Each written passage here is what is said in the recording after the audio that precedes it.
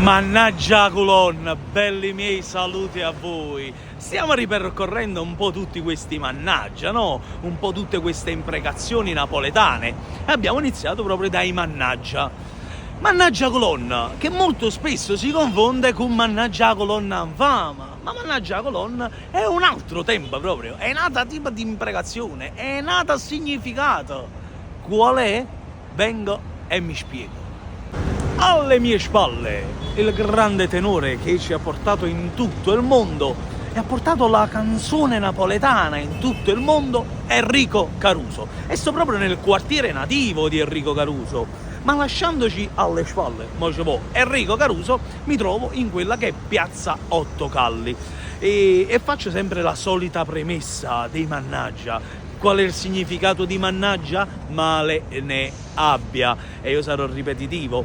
Molto spesso noi ci nervosimmo e quindi esce dalla nostra bocca una maledizione. Ma sempre più bello benedire piuttosto che maledire. Bene rai, bene taveno, quindi è sempre più bello benedire. Ma a parte questa premessa che sono solito fare, andiamo a conoscere un po' quello che è mannaggia a colonna. Come nasce sto mannaggia a colonna? Perché mi trovo in piazza Ottocalli? Perché pare proprio che questa colonna, da dove viene questo mannaggia, pare che stia proprio qua nei dintorni, ma non so il punto preciso, ma stia proprio per qua nei dintorni. Questa colonna a che serveva? In pratica questa colonna era per una credenza popolare, cioè il popolo addirittura si recava dal parroco della zona perché credeva che se il parroco della zona recitava le sue orazioni, no, alla destra di questa colonna veniva a piovere. Quindi quando il popolo lo serveva che pioveva, iva a do parroco e diceva Don Coso, non so come si chiama, non mi è rinvenuto il nome. Quindi Don, mettiamo su Don. Diceva Don, a noi ci serve che viene a piovere. Quindi è possibile avere le orazioni sul lato destro? E pare che veniva a piovere. Quando invece sapeva solo, quindi a bella giornata, io veniva dal Don e diceva, caro Don, è possibile avere il sole, quindi recitare queste orazioni sul lato sinistro della colonna?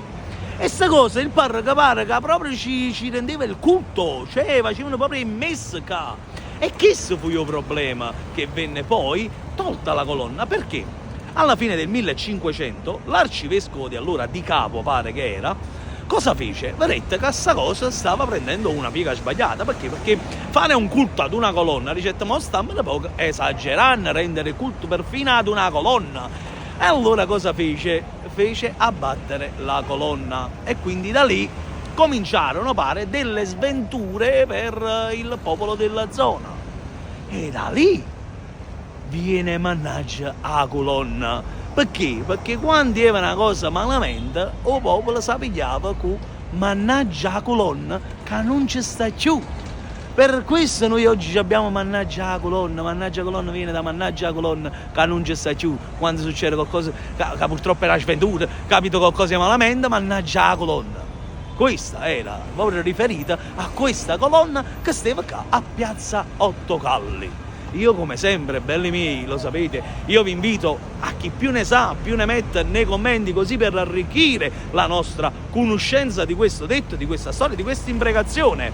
Fatemi sapere voi se volete conoscere altri mannaggia, andiamo alla ricerca e andiamo a vedere cosa c'è da scoprire. E anche la colonna fa parte fondamentalmente della nostra buona storia. Un bacio.